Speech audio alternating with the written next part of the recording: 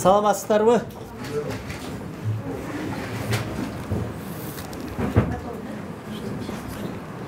Урматтуу кесиптештер, урматтуу жалпыга маалымдоо каражаттардын өкүлдөрү бүгүн Бишкек шаарынын мэри Абдыкадыров Эмилбек Мырзагуловичтин алгачкы пресс-конференциясына чогулуп жатабыз. Эмилбек Мырзагулович Бишкек шаарынын өнүктүрүү пландары боюнча маалымат берип, андан кийин суроо жооп форматында өтөбүз. Сөз Бишкек шаарынын мэри Абдыкадыров Эмилбек Мырзагуловичте. Урматтуу журналисттер, мен бүгүн сиздер менен биринчи жолугушуумду өткөзүп атам. Себеби сиздерден, журналисттерден биздин коомдо өзгөчө Бишкек шаарында эмне болуп атканын биз билип турабыз. Мен дагы силер катары эле Бишкек шаарынын жараны катары мен ушул коомчулукта эмне болуп атканын, өзгөчө Бишкек шаарында эмне болуп атканын сиздер аркылуу билип турам. Сиздерди ушул мен менен мэр катары чогуу иштешкенге, силер сунуштарыңыздар болсо, болуп аткан иштерди, кемчиликтерди, жакшы жактарын туура чагылдырып бересиздер деп мен сиздерге ишенем, мен ошого чакырып кетемин. Баарыбыз тең Бишкек шаарынын патриоту болуш керек. Менин өмүр жолумдун бардыгы ушу Бишкек шаарына байланыштуу. Себеби мен Бишкек шаарында 30 жылдан ашык иштедим. Кичинекей должносттон баштап ушу Бишкек шаарынын вице-мэрине чейин иштегем, 2005-жылга чейин. Ошолдо ушу Бишкек шаарынын структурасында канча ступень болсо, ошонун баарын мен бир жылдан, 2 жылдан өтүп иштеп келдим. Сиздер аны жакшы билесиздер. Кээ прессада менин өмүр баянымды жазганда, окугандар, кызыккандар болсо билесиздер. Бишкек шаары мен үчүн өтө кымбат. Ошон үчүн Бишкек шаарын гүлдөгөн шаарга айландыруу, жашыл шаарга айландыруу, Бишкек шаары айлык эмес шаардай болгонун мен каалайт элем. Менин келген максатым да ошол. Менин келген себебим Бишкек шаарына мен үчүн дагы күтүлбөс жерден болду. Себеби бул өзү бир жарым саат, 1 сааттын ичинде президенттин, урматтуу биздин президентибиз Садыр Нуркожоевичтин мага көрсөткөн ишеними мен абдан жакшы түшүнүп турам. Бул Бишкек шаарынын мэри өтө жооптуу должность. Бирок бул бийликте эмес, жоопкерчиликти мен көбүрөөк сезип турам. Мына азыркы убакытта өзүңүздөр көрүп тургандай, дүйнө жүзүндө болуп аткан бардык өзгөрүштөр, экономикалык жактан, социалдык жактан болуп аткан проблемалардын баары тең сөзсүз Бишкек шаарына да тийиштүү. Себеби Бишкек шаары биздин Кыргыз Республикасынын мамлекетибиздин борбору. Ошон үчүн Бишкек шаарынын ушул кезде өтө көп проблемасы бар. Ушул проблемаларды чечүү, Бишкек шаарынын жарандарына жакшы шарттарды түзүү, оңолуу программалар мен оюмда жүрөт. Мына менин келгениме уже 4 күн болуп калды. 4 күндөн бери ушул проблемаларды кандай чечсем деп мен өтө күнү түнү ойлонуп, иштеп жатамын. Мен келген күндөн баштап биздин район администрацияга, менин вицелериме ушундай талапты койдум. Ар бир суббота сайын бизде совещание өтөт. Бир жумада эмне кылдык, кандай маселелер бар, биздин шаардык жарандардан эмне суроолор түшүп атат, ушунун баарын тең так, ачык, айкын жооп беришибиз керек деп мен ушундай талап коюп атам. Дагы бир сиздерге айтып кое турган нерсе, ушу жакында боло турган шаардык кеңештин сессиясына Бишкек шаарынын мурдакы мэрия ушу Бишкек шаарынын 26-жылга чейинки өнүгүү өсүү программасын сунуштаган. Мен ошол программаны убактылуу жаңы бул кызматка келгениме байланыштуу отзывать эттим. Себеби менин дагы кошумча айта турган, ойлогон ой пландарым бар. Ошон үчүн кийинки 1 айдын ичинде шаардык кеңештин депутаттары менен сүйлөштүм. Ушуну менин ойлорумду эске алып, кошумчаларымды, пландарымды эске алып, эмки 1 айдан кийин кайта кароону мен сунуштап, кайта артка чакырып алдым. Бул сессияда Бишкек шаарынын бюджети каралат. Бюджет мага келге чейин комиссияларды өтүп, мына жакын арада ушул сессияда ушул маселелер бекилет. Ошол Бишкек шаарынын 1 жылда эмне кыла турган иши ушул бюджетке байланыштуу. Дагы бир сиздерге айтып кете турган нерсем, структураны келгенден баштап бизде Бишкек шаарында система бузулуп калган. Мен сиздерге ачык айтайын. Сиздер аны жакшы билесиздер. Бул адамдан зависит этпей турган нерсе. Эгер системаны бузуп койсок, биз кандай билимдүү адамды, тажрыйбалуу адамды алып келсек дагы жумушту иштеш кыйынчылыкка турат. Ошон үчүн мен системаны өзгөртөйүн деп ошондон баштап атам. Себеби азыр жаңы технологиянын заманында сиздер менен биз мына акыркы 1-2 жылда сиздер менен көп болдук. Биз дистанционно иштеп, үйүбүздөн отуруп системаны башкарганга да үйрөнүп калдык, окуганды да үйрөнүп калдык.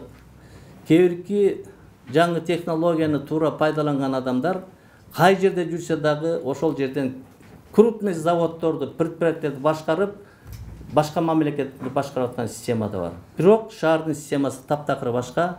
Шаарда өтө көп маселе бар. Бул свет маселеси, смогтун маселеси, транспортный пробка, жол маселеси, курулуш маселеси, мусордун маселеси, полигондун маселеси, өтө көп маселелер бар. Ушул маселелерден чечүү, жолдорун табуу, ошонун кандай финансовый источниктерин табуу өтө чоң маселелер турат. Мен ошонун үстүндө иштеп атам.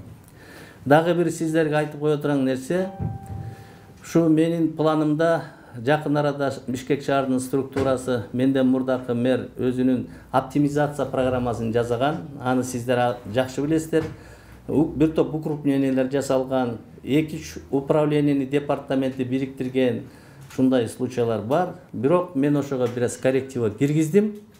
Менин позициям райондук администрацияларды, акимдерди күчтөө. Бардык бийликти, чечимди мэрия кабыл албай, ар бир райондордо чечимди кабыл алуу сунушун киргиздим. Азыр ошол структура менен иштешип атышат. Мен акимдерге ушундай тапшырма бердим. Силерге полномочияны да өткөрүп беремин. Ар бириңер закон ченемдүү районуңарда бардык маселени силер чечишиңер керек. Полномочия менен кошо финансы маселесин да өткөрүп берип атам. Ошону менен катар жоопкерчиликти өткөзүп берип атам. Себеби биздин кийинки убактарда көпчүлүк маселелерди жалаң мэрия чечип алган. Мындан кийин ушундай баягы элдерге мусор болобу, тротуардын асфальты болобу, же болбосо майда чүйдө ушундай маселенин баардыгын акимчиликтер чечиш керек. Мен ошон үчүн ушу өзүмдүн көп полномочиямды акимдерге делегировать этем. А Бишкек шаары мэрия эмне кылыш керек?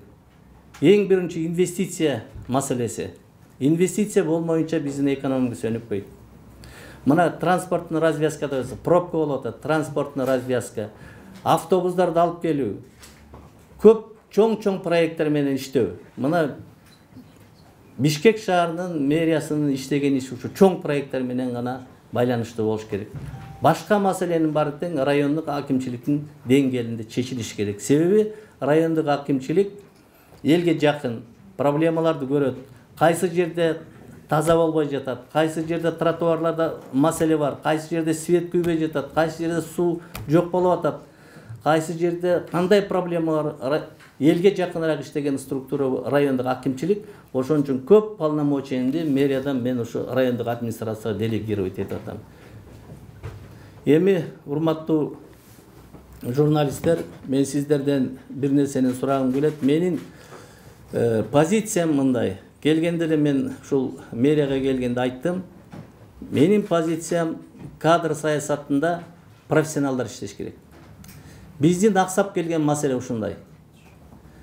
Тааныш, тууган, жердешчилик, анан курсташ ушундай деген маселе болбойт. Анан кийин только профессионалдар иштеш керек. Эгер профессионалдар иштесе, биздин жумушубуз алга жылат. Бул бир принцибим. Экинчи принцибим, бардыгы ачык, айкын болуш керек. Мына бюджеттти мен бир блогердин 2 жолу соцсеттен көрдүм. Савалочный полигонго барып, мен аты жөнүн фамилиясын билбейт экенмин. Мен соцсеттерден көрдүм. Ошол бала ошол бир маселени көтөрдү. Жана биологический отходдорду свалкадан көрдүк, бул деген болбойт. Ал бала туура айтып атат негизи. Ошол бала менен биздин мэриянын кызматкерлеринин сүйлөшкөнүн уктум. Бул эмнени билдирет? Биздин журналисттер биздин ошол соцсеттерде иштеген блогерлерибиз, биздин иштеген управлениянын, мэриянын структурасында, акимчиликтин структурасында иштеген балдарга караганда алар билимдүү болуп атат. Алар туура маселе көтөрүп атат. Эгер ошого туура жооп бере албай, ошо туура жыйынтык чыгарбай, туура чечпей жатса, эмне үчүн алардын сунушун биз четке кагышыбыз керек? Аларды угуш керек. Мен ошондой балдарды, ошондой активисттерди, журналисттерди мен колдоймун. Анан дагы бир нерсе, бардыгы ачык айкын болуш керек. Эч нерсе жашыруун болбойт. Тигинтип айтыптыр, бул мындай болуп атыптыр дегенде, мен эшигим барыңыздагы ачык. Кандай маселе болсо да мага келип, ушул кайсы маселе болбосо мен өзүм оозуман угуп, анан кийин чагылдырсаңыздар. Мен бардык нерсени ачык айтам. Мына бюджет маселеси. Мен шаардык кеңеште 3 созуп 15 жыл шаардык кеңештин депутаты болдум. Эң биринчи келгенде айттым. Мына шаардын ичинде шаардык кеңештин депутаттары менен мэриянын кызматкерлерин чогуу иштеши жөнүндө бирибизге бирибиз жардам берели дедик. Себеби шаарда 45 депутат бар, 45 депутат бул эл шайлаган депутаттар, элдин представительдери. Закон бар, местном самоуправлении. Ошол закон ылайык шаардык кеңеш менен мэрия бир орган. Оюбуз да бир, ишибиз да бир, максатыбыз да бир. Ошон үчүн биздин ортобузда да ачык болот. Чогуу иштешебиз. Бири-бирибизде эч кандай маселе койбойбуз. Мен кечээ күнү бир депутат келди. Мага ушундай деп бир маселеди айтты. Тариф маселеси. Өткөндө мен дагы ушу Бишкек шаарынын тургуну катары карап отурсам, транспорттан проблема чыкты. Транспорт маршрутниктер чыкпай койду, тариф маселеси көтөрүлдү. Ошондой маселе болгондо мен ошол кече кайрылган депутатка айттым. Кийин тариф маселеси чыга турган болсо, мен службага жибербейм. Мындан кийин ошону гор кеңешке жиберем. Силер элден келип шайланып келген депутаттарсыңар. Силер ошол маселени кантип чечүү жолун, положениясын иштеп чыгып, сессияда кабыл алып берсеңер, мэрия ошол положенияны иштейбиз дедик. Себеби мэрия бир сунушту киргизет, анан кийин депутаттардын ортосунда ар кандай разногласия болот, маселе чечилбейт, ортодо биздин шаардыктар страдайт этет да. Ушундай болбош керек. Мен көп маселени райондук администрацияга, шаардык кеңештерге баарына кайрылат элем. Кайрылып азыр сүйлөшүп атам. Принципе шаардык кеңештин председатели менен бир канча жолу жолугуп сүйлөштүм. Алардын да ою жакшы. Алар дагы биздин патриот жигиттер. Алар да шаарды кантип оңосок, жакшы кылсак дейт. Анан ушуга жетиш үчүн бардыгы тең ачык айкын болуш керек. Мен мурда вице-мэр болуп иштеп жүргөндө Москванын көп жыл мэр болуп иштеген Лужков Юрий Михайлович менен бир канча жолу жолуккам.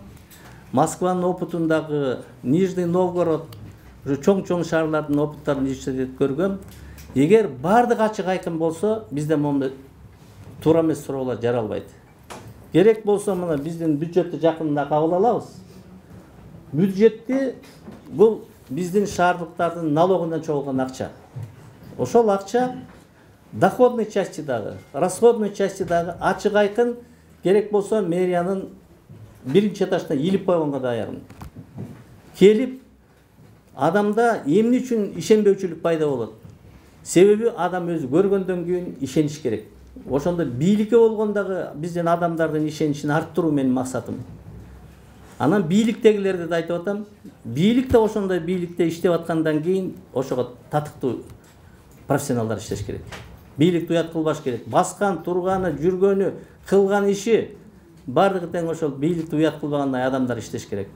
Мына мен бир ай убакыт бердим. Биздин бардык структурасына, акимчиликке бир айдын ичинде сунуштарыңыздарды бергиле. Кимдин бардык жумушта творческий подход болуш керек. Бишкек шаарынын патриоттору болушуңар керек. Пример болушуңар керек. Элдер менен иштеше билишиңер керек. Журналисттер менен тем более иштешибиз керек. Анан ошондой сунуштарыңарды кантип Бишкек шаарын өзгөртүү боюнча. Кудай буйруса, мен бүгүнкү сиздер менен жолугушуумда бир кандай цифраларды айткандан алысмын. Себеби ушул 3-4 күнүн ичинде бул цифраны айтып, бул мынча жол курам, же болбосо мынча асфальт курам, же болбосо мынча жол доңдойм дегендерден алысмын. Бирок негизинен сиздерге айтып кетейин. Мен эмнеге көңүл бурам? Эң биринчи көйгөйлүү маселе Бул свалочный полигон. Буйруса мен муну аяны чыгарам. Тендер объявить этебиз жакында. Мусороперерабатывающий болобу, же мусоросортировочный болобу. Мен бир канча мамлекеттер, Данияда, Европада, бир канча мамлекеттерде эс алып жүрсөм дагы ушул биздин Бишкек шаарына бир ушундай завод керек эле деп ойлонуп жүргөм. Менин да ойлорум бар. Аны программаны кабыл алганда мен ачык айтамын. Азырынча ушул маселени чечкенге мен аракет кылам. Экинчи транспортный проблема бар. Автобус, мына микроавтобус. Мына шаардын ичи пробка. Невозможно болуп кетти да. Мына ушул транспортный проблеманы чечиштин азыр үстүндө мен аз транспорттук менен жолугам. Ар бир чечимди кабыл алганда ошол отраслда иштеген адамдар менен сөзсүз мен жолугушам. Алардын сөзүн угам, үнүн угам, сунуштарын угам. Элдин анан кийин барып чечим чыгарам. Транспортный проблема. Мына развязкаларды курбасак, мен дагы сиздер катары 4 транспортный развязка курулат деп атабыз. Муну көп жылдан бери айтып келгенбиз. Быйыл ушуну курушубуз керек. Куруу үчүн инвестиция тартышыбыз керек. Инвестиция болмоюнча биз эч убакта алга жыла албайбыз. Экономикасы көтөрө албайбыз. Андан кийин дагы бир маселени айтайын. Муну благоустройство боюнча биз брусчаткаларды салып келгенбиз. Менин жеке оюм. Мына сиздер дагы өзүңүздөрдүн ойлоруңуздарды айтсаңыздар, ушул брусчаткадан биз кетишибиз керек. Биз асфальтка түшүбүз керек. Брусчатканы биз көрүп атабыз да. 4-5 жылдан кийин брусчаткабыз кандай акыбалда болуп калып атат. Ошон үчүн мен азыр асфальтобетонный завод менен сүйлөшүп атам. Мүмкүн премьер-министр менен дагы мен акылдаштым бул маселе боюнча. Бишкек шаарына эң кубаттуу асфальт чыгара турган завод алышыбыз керек. Бул да бир чоң маселелердин бири. Экинчи маселе смог маселеси. Мен дагы сиздер катары, мен да Бишкекте жашайм да. Смог болгондо сиздер журналисттер маселени көтөргөндө смог жөнүндө айта баштайбыз да. Смог жөнүндө мына бүгүндөн баштап иштеш керек. Эмки кышты күтпөшүбүз керек биз. Смог маселесин чечиш керек. Мен бүгүн өзүмдүн замдарым менен пресс-конференция келерде сүйлөшүп, бардык ушул сиздер эмне суроо сиздерди кызыктырат деп сүйлөштүм. Комиссия түзүлгөн өкмөттө. Бирок смог менен биз сиздер менен элдердин айтканына 3 жыл болуп калды. 3 жыл какшап жүр, эми комиссия түзүлүптүр. Андай болбош керек. Буйруса мен жакын арада чечүү жолдорун бул чечилет, буга чейин чечебиз, бул чечилбейт деп мен ачык айтамын. Бардык кыла турган иштеримди ачык айтам. Буну болот, бул болбойт деп айтам. Себеби мен айткандан кийин мен сөзүмө турушум керек. Эгер боло турган нерсени болот деп айтам, болбой турган нерсени болбойт деп айтам. Бирок мен колумдан келишинче аракет кылам, Бишкек шаарын жашыл шаарга, биздин туристтер келгенде уялбай турган шаарга айландырганга мен аракет кылам. Анан жана полив маселеси сиздер сөзсүз бересиздер. Полив маселеси быйыл суудун жетпей жатканына байланыштуу өтө көп сурооду туудурат. Мен азыр тапшырма бердим. Канчасын арык менен сугарасыңар? Темир жолдон өйдө арык менен поливать этсек болот экен.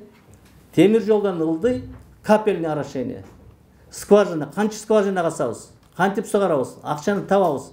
Быйыл полив маселесине өтө азыртадан даярданышыбыз керек. Мен азыр келгендер ошого тапшырма бердим. Жашыл шаарга айландырышкан полив маселесин чечишибиз керек. Муну мен Кудай буйрса чечем. Мына мен бүгүн пресс-конференция биринчи жолукканда айтып атам. Менин айткан сөздөрүмдү эстеп алыңыздар. Мен эгер бир цифраны айтсам, же кандайдыр маселени айтсам, мен ошого жазаганга даярмын. Кийин 5 ай өтөбү, 6 ай өтөбү, 1 жыл өтөбү мен ошол айткан сөзүмө сиздердин астыңызда жооп беремин. Себеби чечкиндүү кадамдарды биз кылбасак, биз эч жок ордубуздан жыла албайбыз. Мына мен билгенден канча жылдан бери муну жасайбыз, аны жасайбыз, мындай болот, эртең болот, бирси күнү келет деп келатабыз. Бирок муну жасашыбыз керек. Анан жасаш үчүн акча керек. Акча эң биринчи инвестиция, экинчи өзүбүздүн внутренний источниктерибиз бар. Аны кайдан табышты да жакында сиздер ошону угасыздар, көрөсүздөр. Анан азырга чейин үйлөр курулуп баштап бүтпөй турган недостроен үйлөр бар. Мен чекесинен алып чоң компаниялар менен сүйлөшө баштадым. Или курасыңар, или өткөрүп бергиле туратыран кишилерге деп сүйлөшүп атам. Кечээ күнү 4-5 чоң компания менен сүйлөштүм. Датасын айтып атабыз. Мындай баштайм, мындай бүтөм деп. Анан кийин дагы сиздерге мен силовой структуралар менен жолуктум. Себеби мынагу архитектура, госрегистр, управление муниципальной собственности дегендер комиссиялар бар. Кийинки убакта булардын үстүнөн биздин силовой структуралар өтө көп текшерет. Мен алар менен да сүйлөшөм. Эмне үчүн бул маселени чечпейсиңер? Эмне үчүн элдер ушу жүрөт силерде? Эмне үчүн очередь болуп атат деп. Бардыгына силовой структуранын аркасынан претензиялар бар. Уголовный иштерди козгоп койгон, ачып койгон. Анан алар коркуп законный чечимдерди кабыл ала албай кагазга кол койгондон коркуп отурушат. Муну да мен силовой структура менен сүйлөштүм. Эгер биздин работниктер чөнтөгүнө салбаса, взятка албаса, эгер бир кандайдыр бир закондордо бир разногласие болуп калса, ошону чечип берсе, анын үчүн биздин кызматчыларды кыйнап эмне кереги бар эле? Мен азыр айтып атам, силер азыр жардам бергиле деп атам. Законду бузганча бизге ушу биздин структураларга чогуу иштегиле деп сунуш бердим. В принципе, алар дагы каршы эмес, макул болду. Ырысалды ынтымак дейт, ынтымак менен иштейли деп атам. Силовой структуралар дагы, депутаттар дагы, журналисттер дагы, акимчилик дагы, мэрия дагы баарыбыздын оюбуз, тилегибиз бир.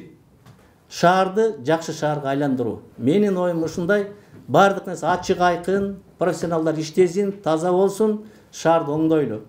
Бирок биз Бишкек шаарынын жашоочулары менен дагы сүйлөшүшүбүз керек. Мен ал маселени да карап атам.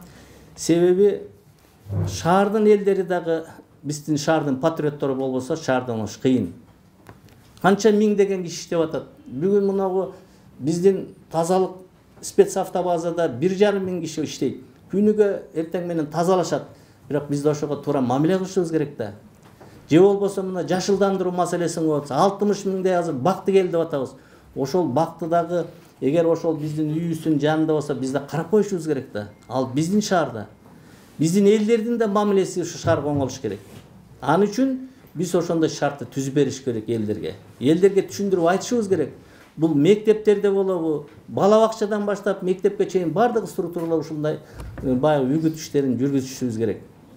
Ошон үчүн урматтуу журналисттер, сиздерден сурарым, жакшы нерсени, реалий нерсени, кемчиликтерди айтып туруңуздар, ачыгын айтып туруңуздар. Дагы бир жолу сиздерден суранып кетем, кандайдыр бир сиздерди күмөн санаган, сиздерди түйшүккө салган суроолор болсо, биздин эшик ачык, жооп бергенге даярмын. Ваш вопрос.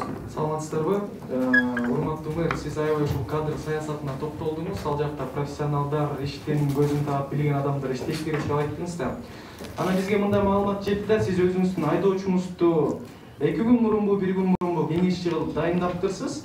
Тактап айтканда бизге жеткен маалымат боюнча ал деген Айдарбек Топонов деген адам экен. Ал сиздин шайлоо фондуңузга 190 миң сом каражат бөлүптүр. Анан кадр саясатын жүргүзүүдө ушундай тартипте жүрөсүзбү деген биринчи суроо. Анан экинчи суроо, экология маселесин козгосом уялбасаңыз керек. Ат башыдан логистикалык борбор курам деп ал оюңузда ишке ашпай калды. Бишкекте логистикалык борбор курам деген оюңуз жокпу? Анан бул смог маселеси деп элдиңизби? Так, можно будет цифрами, числами качан чечилет, анан кантип чечесиз? Анан ачык айкындуулук боюнча номер телефонуңуздан баштасак болобу? Жалпы бул каражаттарына, маалымат каражаттарына өзүңүздүн номеруңузду берсеңиз. НТС каналы да? НТС каналы чоң рахмат. НТС каналы менен абдан мен жакшы билем, чогуу иштешип жүрөм. Биринчи менин советтигим боюнча. Мен болгону бул жанагы силер айтып аткан Айдар деген жигит мен водителим эмес, ал менин советтигим болуп жүргөн. Жерин сурасаңар, өзү ак талалык. Мен таластыкмын. Бул бир жагы. Экинчиден анын 2 жогорку билими бар. Бирөө технический, бирөө академия управления земельных ресурсов отделениесин бүткөн. Эми ал баланы машина айдап калган киши эле водитель дебейт да, советник деле айдай берет, мен деле айдай берем. Ошон үчүн бул вопросту мен угуп алып, чындыктан мен бир эле кишини койдум да келгени. Эми жакында буйруса, эгер профессионал болбосо, бир эмес, бир канча кишини алмаштырам. Анда мындай суроолорду бергенде бир аз тактап Эми менин да жанымда советник болуп жүрсө, эки билими, жогорку билими болсо мен коем да. Анын мен ойлойм, анын эч жаман нерсеси жок. Бул биринчи атпет. Экинчиси, ат башы логистика борбору боюнча. Чын ат башы логистика борборун мен инициировать эткем. Муну кээ бир адамдар колдогон эмес, кээ бир адамдар колдогон. Мен бул ат башы логистика борбору жөнүндө бир аз айта кетейин. Эми Нарындын губернатору, Нарын эли мага 5 жолу келди. Шул ат башы логистикасын курсак болмок экен деп. Бирок инвесторду биз тарынтып койдук, кетип калды. Бул жерге президент Садыр Нурбекович өзү барды ат башыга. Эл менен жолукту, аксакалдар менен жолукту. Куруш керек деди. Алып келбейсизби деди. Бирок азыр инвестор жок болуп атат. Бул деген 4 завод курулмак жерге. Мына бүгүн 10 000 деген киши иштемек. Эми бул саясат болгондо, бул ат башы логистика центри курулса, мына азыр биздин экономикабыздын кичине кыйналып турган кезинде мигранттарыбыз, миллиондогон мигранттарыбыз башка жака кетпей ушул жерден жумуш орду менен камсып. Ал жерге высокотехнологичный чоң заводдор курулмак. Кээ биркилер мага суроо берип атты. Берде деген теги түтөйт экен, завод болот экен. Азыр андай заман эмес да. Эгер 280 миллион доллар инвестор ээн талаага келип туруп, биздин балдар, кыздарыбыз ак халат кийип, сотовый телефон менен иштеп, чоң компания менен сүйлөшкөнбүз. 100 000 деген кишидей туран Huawei'дин филиалын ача туран болгонбуз. Сотовый телефонду өзүбүз чыгарат элек, ал экспортко кетет эле, жаман болмок эмес. Кийин мына кечегөн эле мен менен сүйлөштү Аскар Салымбеков. Ошону салганда болмок экен деп эми айтышып атат. Эми ал инвесторду качан табабыз, качан келебиз, мен аны билбейм. Бирок менин позициям так эле ошол бойдон калат. Эми нарындыктардын ат башыгын позициясы да ошол бойдон калып, бир канча жолу кат жазып, сурап, губернатору келди, акими келди, суранып атат. Бирок элдин ою да азыр ошондой. Үчүнчү маселе эмне эле? Смог боюнча. Смог боюнча эң туура мен муну эмне үчүн мындай да журналисттерге мен башында айтпадымбы? Датасын айтыңыз, качан болот, эмне болот депчи. Ошентип сиздер мына айткандан кийин мен ошону цифрасын, датасын айтпай жатканым мына бул жерде бар жазылганы. Бирок мурдакы мэрдин жазган цифралары. Мен муну тактамайынча айткым келбей турат. Бул маселени сөзсүз чечебиз.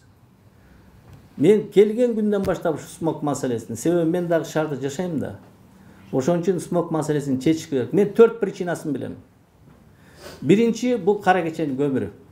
Себеби кара кеченин көмүрү зойнос аябай көп, жанагындай түтүн болуп чыга берет. Калорийнеси аз. Эгер биз Карагандын көмүрүн же Шабыркүлдүн көмүрүнөн бир жака жаксак, кара кечениnkini 3 жака жагыш керек. Бул бир. Экинчи муну биздин транспорт маселеси. Муну пробка, развязка деп эмне үчүн айтып атабыз? Үчүнчү мына маршруткаларыбыз канча процент? Мына ушундай мисалдар өтө көп. Бирок ушунун баарын тең тактап, ошону биз план мероприятияны биз бекитебиз, жоопкерчилик иштерди жазабыз.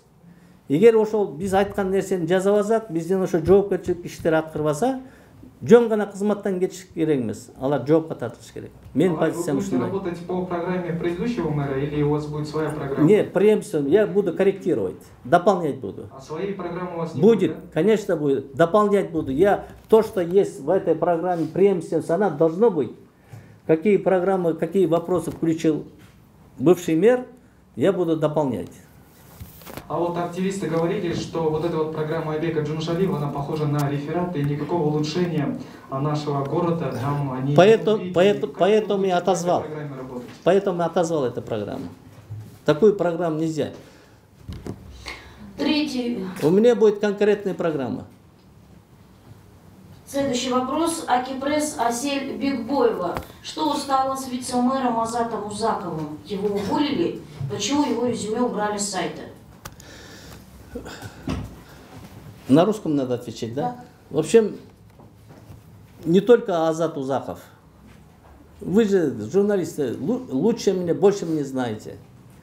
Не только Азат Узаков. Сколько мэров, сколько вице-мэров, сколько начальников управления были, сейчас привлекаются к ответственности, понимаете?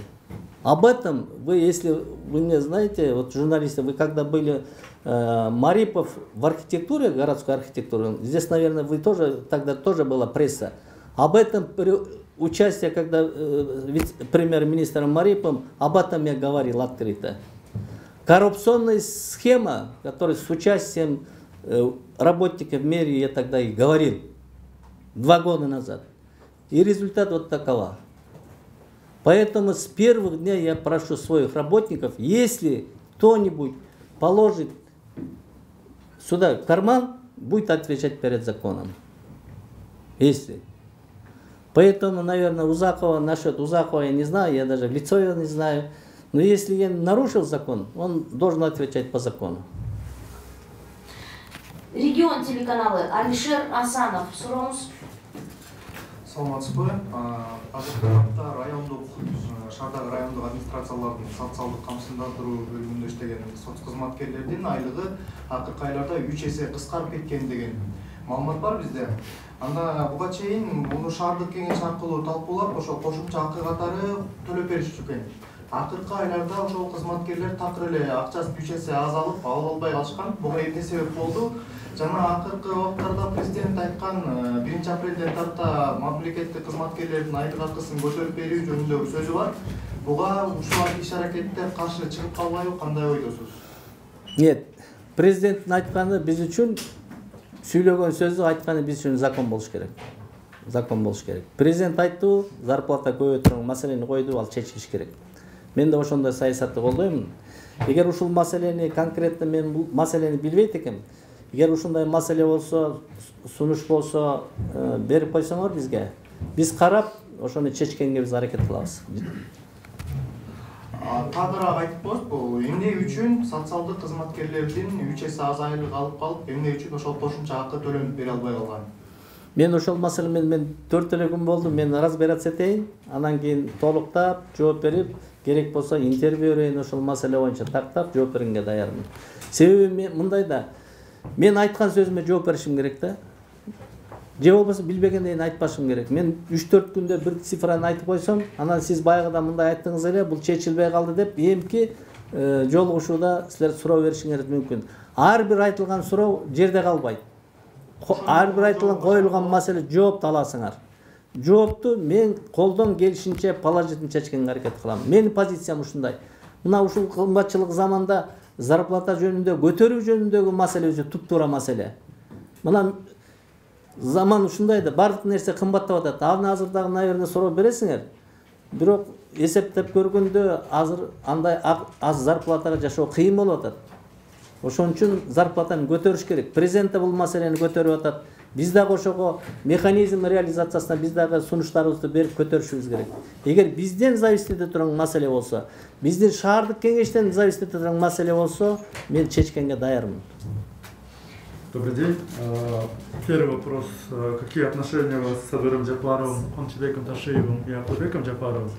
И второй, кратко, вы остаетесь гендиректором Нурстроймонтаж. Это не будет как-то влиять на вашу работу? Как можно? Спасибо. У меня отношения нашим президентом и Камчебеком Кыдыршаевичем очень уважительные отношения, потому что лет 15 назад, когда я работал вице-мэром, мы вместе работали, Камчебек Кыдыршаевичем, мы были коллеги. С Садыр Нургоджоевичем я только познакомился недавно, после этих выборов, потому что вы это прекрасно знаете, я тоже партия Мекенчил баллотировался, поэтому партийную линию его знаю.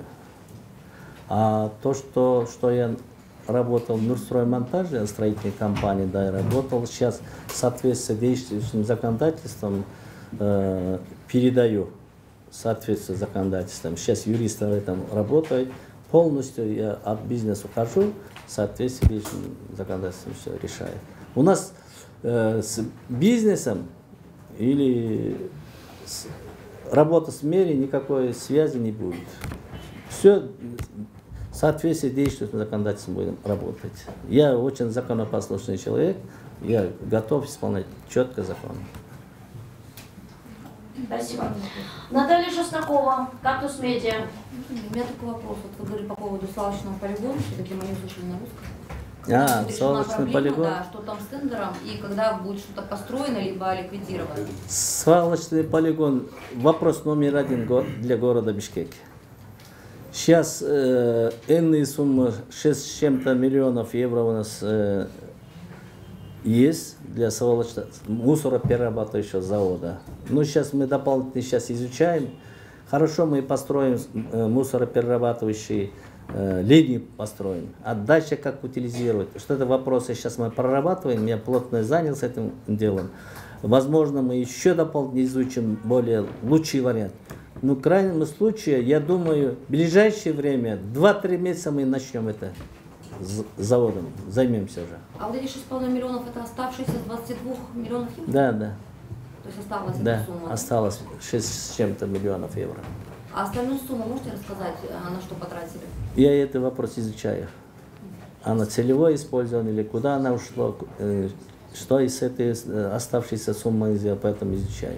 Ваш предшественник подавал в прокуратуру по поводу свалочного полигона, есть какая-то Ну, информация? знаете, вот у меня принцип такой. Сразу подавать силовую структуру или прокуратуру подавать. Сначала самим надо разобраться. Я хочу сам убедиться в этом. Что было и кто в этом виноват или какая вина. Потом дальше надо передавать на прокуратуру. А можно уточнить, 2-3 месяца не запустить завод? Они хотели начать. Просто вот вопрос есть, вот видите, задают вопросы.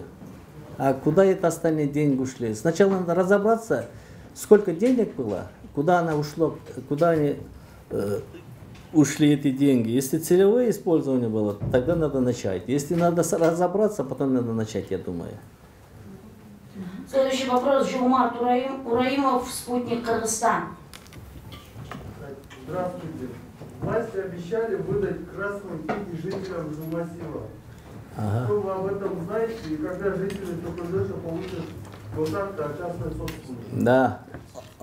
Это вопрос тоже остро стоит. Это я через телевидение смотрел, когда была встреча с президентом с населением. Он принял решение. До 1 апреля все вопрос решит, выйдет Красную книгу. Да, мы должны исполнять. Особенно под Токольдеши есть вопрос. Соответствие новым генпланам, старым генпланам, год постройки. Ну, сейчас мы ищем пути решения, будем решать. Раз сказал президент, должны решать. А есть вопросы, моменты, которые мы совместно с силовыми структурами, органам прокуратуры, юристами должны разобраться и в соответствии с законом мы должны решать все вопросы. Иркинтол Гезити, Жазгүл Карбосова. Биринчиден ишиңизге ийгилик каалайм. Жана сиз айттыңыз 60 миңдей бактырый деген планда бар депчи. Мен ушул боюнча бир сизге сунуш катарында айткым келет. 2018-жылы мен экс президент Сооронбай Жээнбековго кат жазып, журналисттер алиясын түзөлү бүт областтар боюнча Бишкек шаарында ошко деп кат жазып кайрылып, анан жакшы жооп алган. Ал айткан алгач биринчи Бишкекке, анан Ошко тууралуу журналисттер алиясын депчи. Бул боюнча кийин мен мэрияга да кат жазып кайрылгам. Мэрияда өзүнүн маалыматын берген. Андан кийин бул иш ишке ашкан жок. Анан жакында эле мен ушул жазга жаз келатканына байланыштуу президент Садыр Нуркожоевичке сиздин атыңызга кат жолдодум. Ошол каттардын баары менде бар, сизге өзүңүзгө дагы азыр таштайм. Анан мен ушул боюнча изилдегенде могу Айни Чапаева көчөсүндө факт бар, каралбай калган го. Анын өзүндө көрүп келгем, бак тараптары булап калган. Ошол жер Google картада журналисттер алиясы деп жазылган экен. Анын картадан издеп карасак ошону жазылып турат да.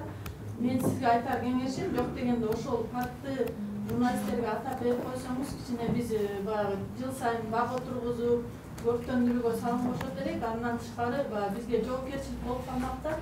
Журналисттердин ынтымагы да болмок, жана сиз айткандай чет мамлекеттен келген журналисттерде ошол жердин жолугу иш-чаралар журналисттерге арналган өтүп турса деген менден максатта. Катта да ушундай жазылган. Ушуну бир журналисттер алиясынын түрдө көчтөгө бир жардамыңызды же болбосо кеңешиңизди бере аласызбы? Ишиңизге илгилик өзүнүн сунушум катары кетип атат.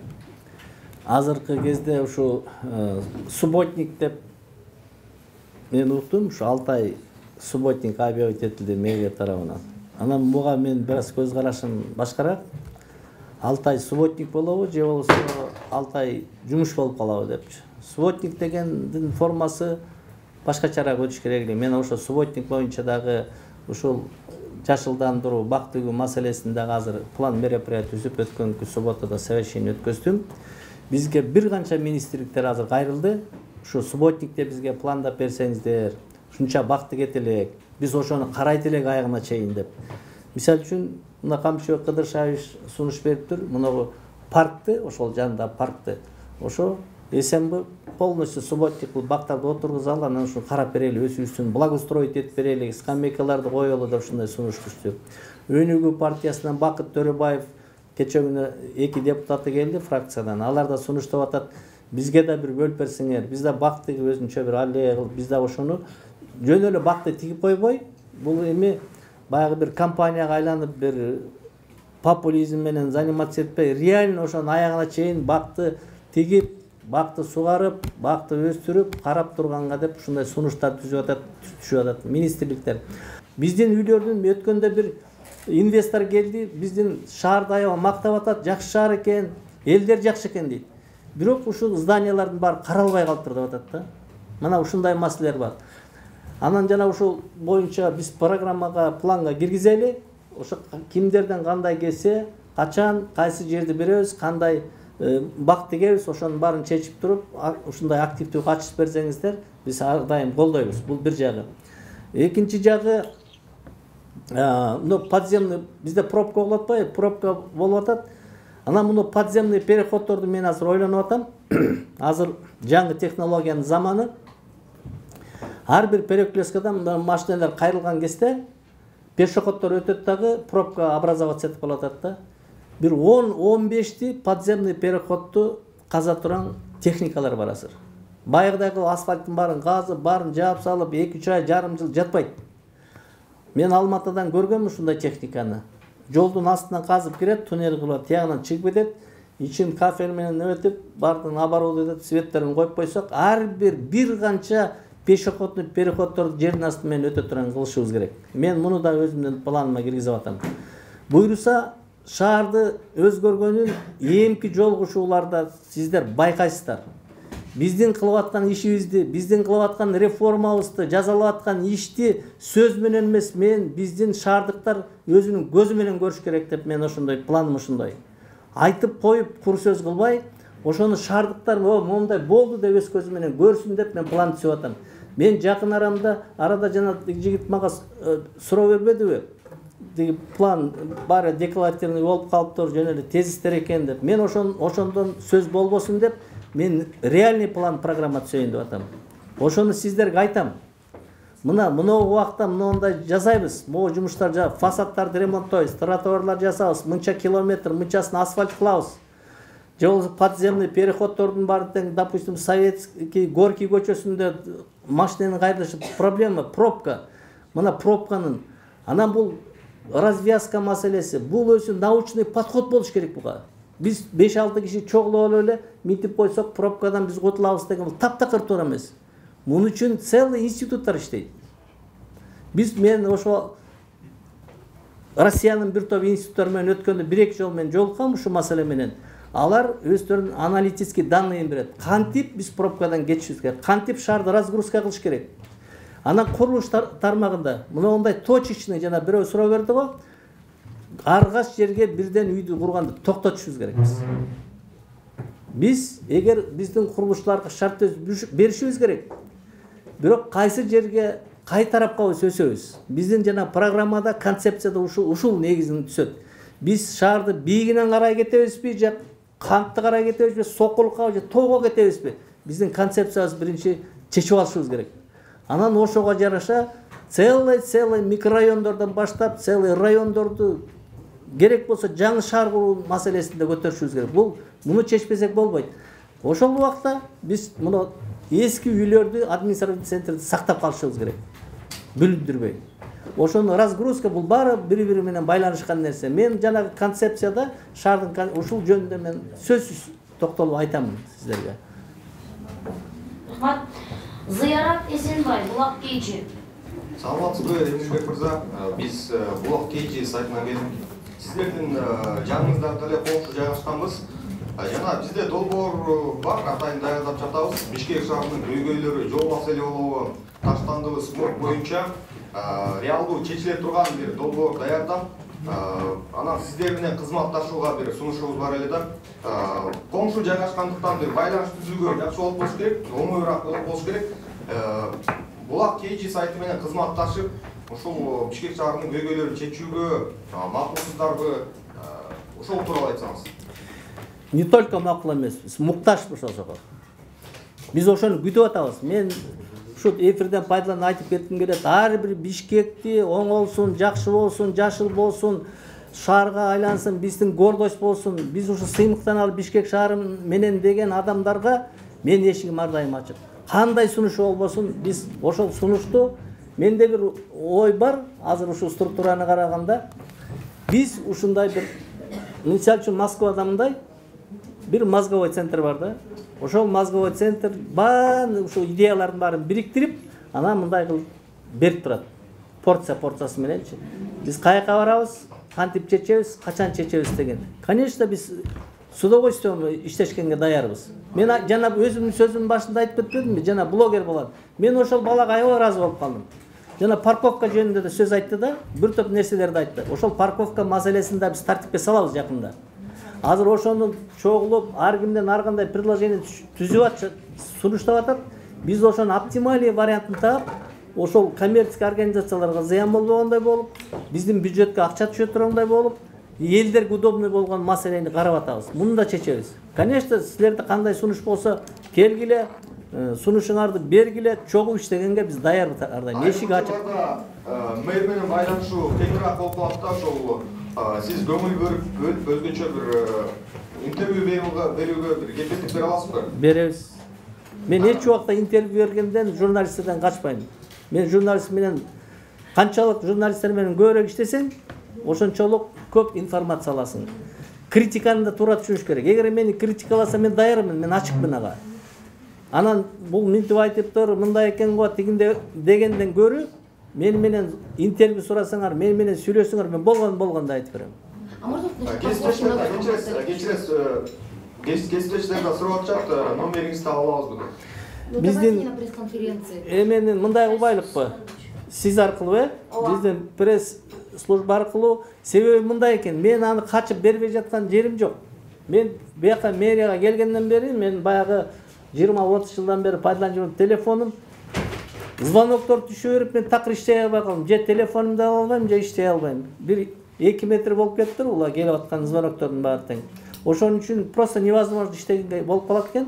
Анан биздин пресс-служба аркылуу, же болбосо аппараттын жетекчиси болуп, ошолор менен эметсеңер, булар мага дайындап берсе, анан мен айтам, чогуу жолугуп сүйлөшкөнгө даярмын. 0786 43 90. 0786 43 90. Можете парковки повторить? Это телефон пресс-службы. Вот насчет парковки, то, что вы говорили, можете на русском повторить? Что будет, ликвидировано она была или что? Нет, насчет парковки, о чем я говорил.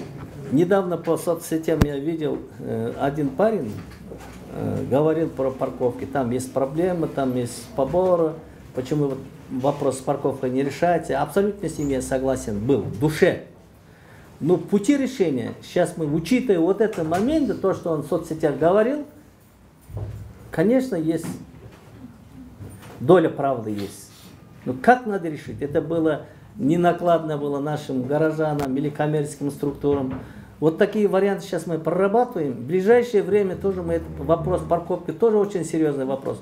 Сейчас невозможно парковаться в центре города. Это вопрос сейчас мы рассматриваем, тоже будем решать. Когда будем решение принимать, мы готовы даже с вами даже посоветоваться, как будет. Вы потом вы о нас не говорили, не писали, надо было вот так делать, надо.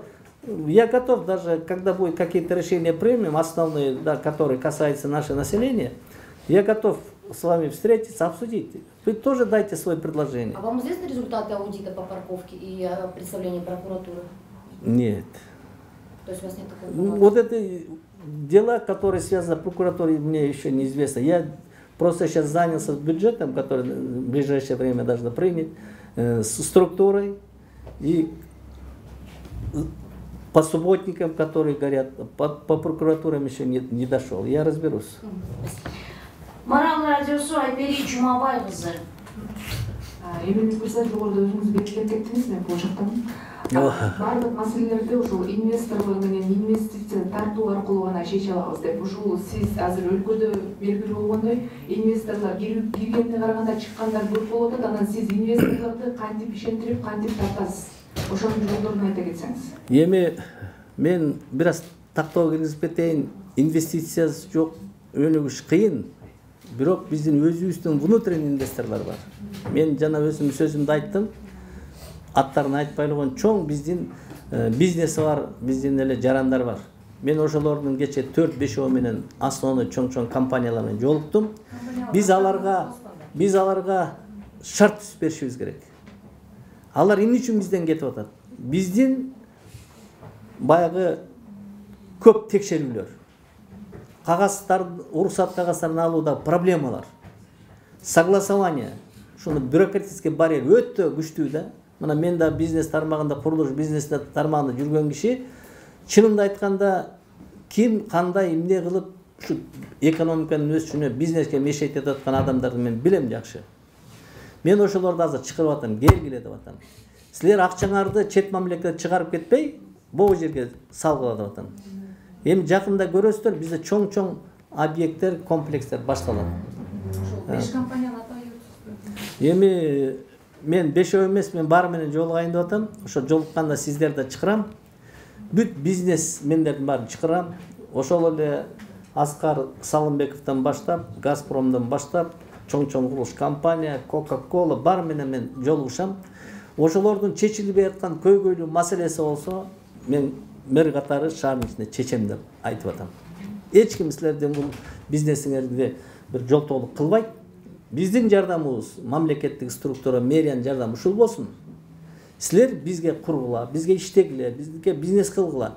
Биз бизнеске жардам берели, бизнес бизге жардам бергиле деп атам. Алардын биринчиден налогдор түшүп атпайбы? Мына биз жакын мына азыр жанагы июнда болуп турган саммитке карата биз шаарды даярдашыбыз керек да. Полив маселесин чечиш керек, жанагы фасад маселесин чечиш керек, тротуар маселесин чечиш керек. Эми бизнесмендер техникасын береби же финансовый жардам береби же эмнени берет? Биз алар менен иштешибиз керек. Мен ошондой жолдор менен аларга шарт түзүп берейин. Силерге эч ким текшерип барьерлерди күчөтпөсүн, силер бизге жардам берет. Алардын да шаары да. Биздин да шаарыбыз, баарыбыздын шаарыбыз да. Ошон үчүн баягы ырыс алды ынтымак дегенде ошон чогулуп ушул маселени чечилди. Жакында кичине результаттарын көрө баштайсыздар. Баягы уктап жаткан, качып кеткен, бизге иштебейм, бу жерде шарт мындай болбой атат деп кетип калгандарды мен кайта Бишкекке алып келгенге аракет кылам. Каныкей Бузгунова, ЮТВ. Саламатсызбы?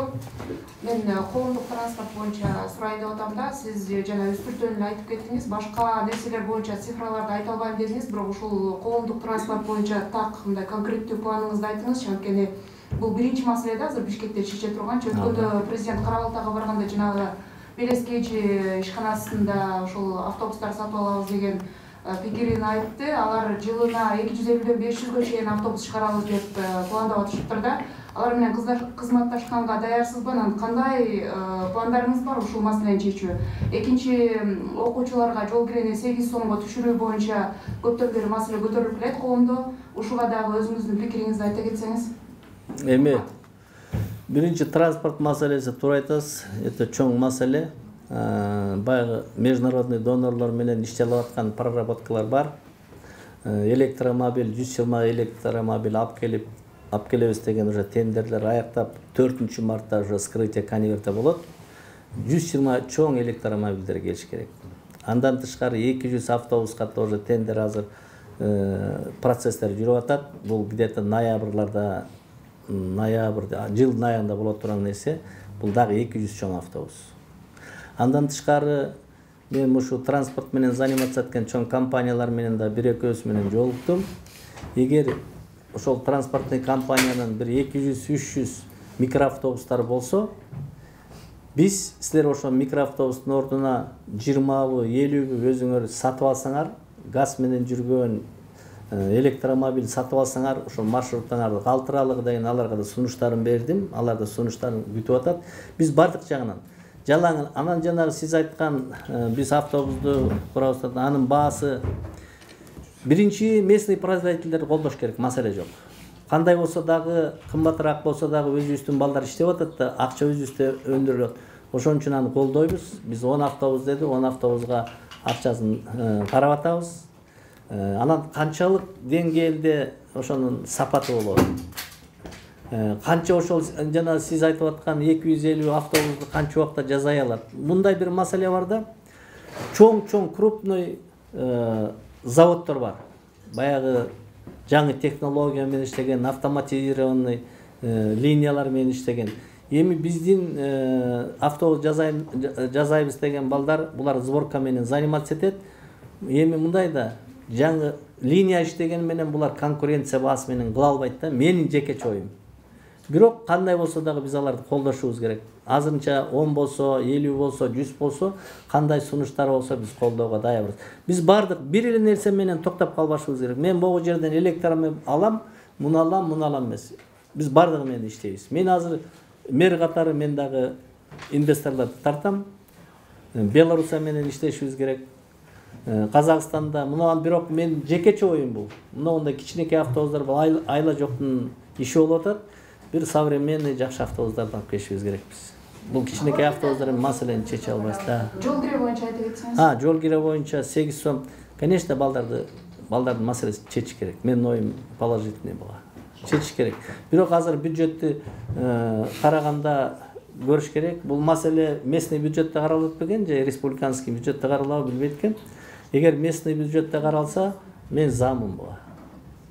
Бюджетке тиешеси жок дейм, жол киренин ал жанагы жок, аларга биз разница компенсировать этип транспорттерге төлөп беришибиз керек. Ошо менен связанный да бул. Тариф менен баары связанный нерсе. Карап көрөлү. Иркайым Талайбекова, Калар агенттиги. Здравствуйте, я хотела бы уточнить касательно строительства школ, которые должны построить до начала учебного нового года по указу президента. И касательно экологии, вот вы говорите насчет Бишкекского санитарного полигона, но непосредственно наш город, в принципе, сам утопает в мусоре. Вы как-то собираетесь работу тазовых, не знаю, улучшить или еще что-то, потому что непосредственно мусор везде, абсолютно не только на полигоне, но и в городе. Да, есть у нас разные предложения, сейчас рассматриваем. Конечно, мусором надо заниматься. Мусор вопрос номер один. Если санитарной очистки не будет, у нас будет проблема Бишкека, конечно, в санитарном отношении. Насчет еще, чего говорили? Насчет строительства школ. Школ. Насчет школ. Как президент говорил, 16 школ у нас в Бишкеке должны строиться. 1,5 миллиарда сомов выделено. В ближайшее время, наверное, в марте месяца будет закладка капсулы одним из школ в Бишкеке с участием населения. Будет общей сложностью 2,7 миллиардов сомов будет выделено на это 16 школ. А непосредственно ваше мнение как строителя, вы сказали, что вы 10 лет занимались строительным бизнесом. Мы успеем за полгода построить 15 школ в городе? Нет. Ну, есть пристройки, есть отдельные школы. Ну, если врать тоже нельзя. Ну, если сильно стараться, есть технологический процесс, который должен на сушку временно дать. Вряд ли. Ну, хотя бы каркас построить, это было бы хорошо даже. Хорошо, спасибо большое. Уважаемые коллеги, последние два вопроса, и на этом мы завершаем нашу пресс-конференцию. Максар Леспеков, 5 канал. Уже нет, да? Все, спасибо. Гульназ Мединова. Можно, да? Гульнас Мединова и последние два вопроса. Окей? 2006 башкы прокуратура сизге байланыштуу жер маселесине байланыштуу кылмыш ишин козгогон экен да. Анда ошол башкы көзөмөл органы сизди 2003 эки жер тилкесин мыйзамсыз чыгарган деген токтом менен айып койгон экен да. Ошол боюнча иш эмне болду? Ошол боюнча айтып өтсөңүз. Анан эмне болуптур, сиз билесизби ошону?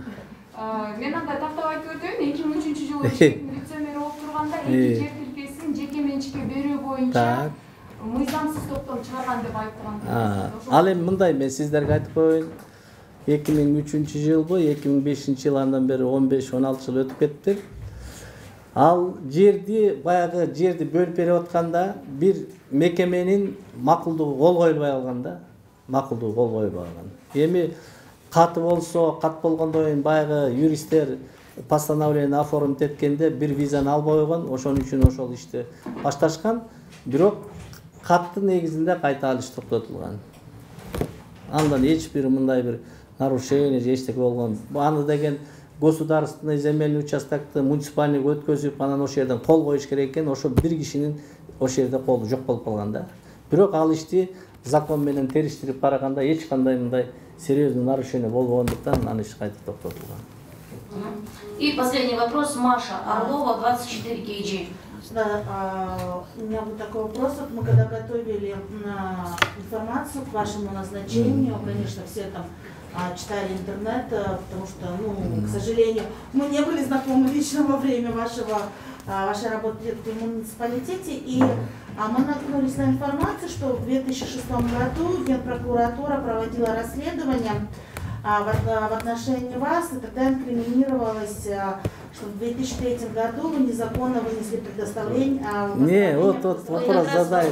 Сейчас тогда расскажите нам официально. Да, в 2003 году, уже прошло много времени, когда мы выделяли земельные участки по 8 соток, две участки, отсутствовала одна виза. Когда это от государственной собственности перевели на муниципальную собственность, была отсутствовала одна виза. Но когда юристы начали разбираться с этим вопросом, оказалось, все соответствует законам, она и прекратилась. То есть дело тогда... Да, это было отсутствие одной визы. Дело прекратили тогда? Да, давно это было. Прекратили дело? Да, это 15 лет назад это было, я даже сам забыл. Просто больше не было информации? Нет, поэтому я спрашиваю, когда она задала вопрос, и дальше что? Я думаю, она лучше знает, поэтому она тоже не знает, я тоже не знаю. До суда не дошло, да, дело? Да нет. Благодарю, уважаемые коллеги. Если есть еще один вопрос, да, Ахлай Маратова. Саламатчыбы, мен суроо эмес сунуш берет элем да. Коомдук транспорттар боюнча маселе каралып жатканда, ушул коомчулуктун иш алып барган айдоочулардын маданиятына көңүл бурсаңыз да, биз кайсы коомдук транспортко түшпөйлү ичинин тазалыгына көңүл бурулат, анан айдоочулардын ошол жүргүнчүлөр ташып баратканда чылым чеккени да. Ушуга өзгөчө көңүл буруп койсоңуз жакшы болот эле. Эң туура маселе. Муну колдойм, обязательно ошондой жасайбыз. Сөз туура сунуш, колдойм мен муну. Айчүрөк эже Боркеева. Менин бир суроо жогоруда транспортко жана ошондой эле окуучуларга байланыштуу. Балдар биздин келечегибиз, андыктан ошол көпчүлүк учурда балдар өздөрү жашаган шаардын мэрин дагы, өздөрү жашаган өлкөнүн президентинен дагы көп нерсени күтүшөт да. Азыр балдар көпчүлүк ушунду айтышат. Бизди ойлойбу президентибиз, бизди мэр ойлойбу, бизди ким ойлойт, биздин коопсуздугубузду аты эмебизден башка кимдир бирөө ойлойбу деген суроолорду беришет. Мен ошол транспорт маселесине мисалы үчүн көпчүлүк өлкөлөрдө чет мамлекетте болуп келдим деп атасыз, ал жерде балдарды атайын унаалар менен ташышат мектепке, балким ошол жооптугунун бир себептеринин түздөн түз бири да ушул да көпчүлүк ата энелер балдардын коопсуздугу үчүн балдарын өздөрү мектепке жеткизишет. Эртең менен дагы, түштө дагы алып кетип, кечинде алып келип, көпчүлүк учурда ошол апалар, аталар өздөрү жеткирип алып келишет. Балким ошол жанагы алып келген автобустардан деле бир нечеси ошол турат да азыр. Балким мен ойлойм да, балким ошол атайын бир линия түзүп, ошол линия менен балдарды график менен маршрут менен эле окуучулардын автобусун каттаса, ошол эле бюджетке деле акча түшмөк, ошол эле акы төлөнмөк. Кайра мамлекетке дагы, бюджетке дагы жакшы болмок, ата энелер үчүн дагы көп маселе чечилмек деп ойлойм да. Рахмат. Эми бардык нерсе биз балдар үчүн жасайбыз. Биздин да балдарыбыз бар. Анан балдарга шарт түшүш керек, жана 8 сомдон кылыш керек, тарифти азайтыш керек деп атат. Бардык ойдогу жакшы нерсе бар тең. Бардык тең финансыга байланыштуу да. Анан биз эми ошого азыр чечип жибербесек да ошо аракет кылышыбыз керек да. Муну ойлош керек. Бул жакшы идея. Баарыбыздын эле оюбузда ушундай жакшы идеялар бар. Ошону ишке ашырыш дагы мына финансовый маселеге байланыштуу ойдогу нерсени жасай албай калып атабыз. Бирок сунуш жакшы. Колдойм мен муну. Бирок финансы жагын карашыбыз керек да.